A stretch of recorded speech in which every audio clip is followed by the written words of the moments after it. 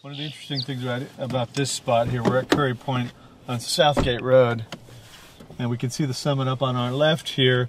Right in front of us is Curry Canyon dropping down into the Marsh Creek drainage, and I've been here plenty of times when I could see a big stretch of the Sierra Nevada off in the distance across the Central Valley.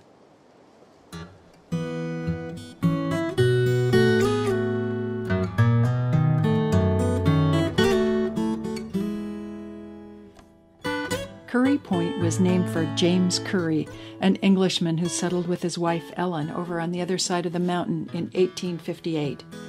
James was in the transportation business, establishing the first stage line between Clayton and Oakland and Nortonville, in the coal mining region along the north side of the mountain. This is one of the places where you don't have just two watersheds coming together, but several. We've got the Madrone Canyon, Sycamore Creek, down to Walnut Creek drainage here on our right.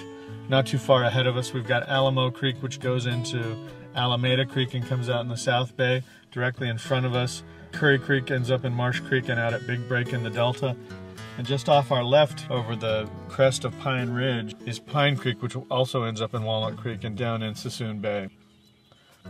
So, a lot of different things going on here, and those places where there are lots of connections between different canyons or different habitats, and those places are biodiversity hotspots. You have a lot more animals there, and you also have a lot of wildlife corridor connections when you have watershed divides and low spots from one watershed to another.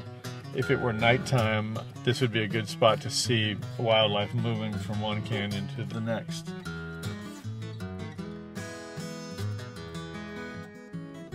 If it's early spring, you might be seeing golden violets, shooting stars, and buttercups right around here.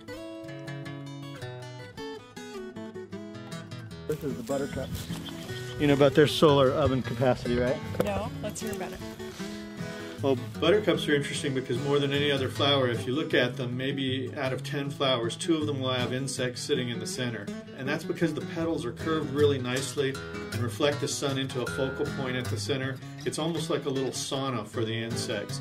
And they stay the night at the center, and in the morning they get warmed up earlier and get a good start on their day, which coincidentally happens to pollinate the flower as well.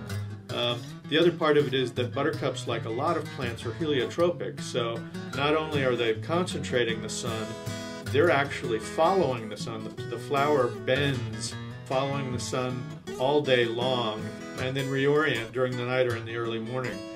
You've got a hydraulic sauna keeping itself focused on the sun, just like a solar panel.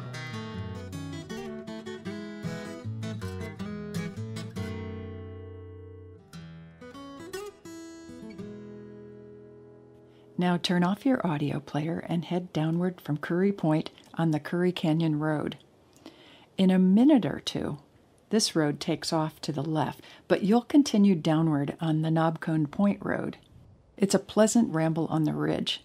Stop 3/4 of a mile ahead at the junction with Devil's Slide Trail, which comes in on your right.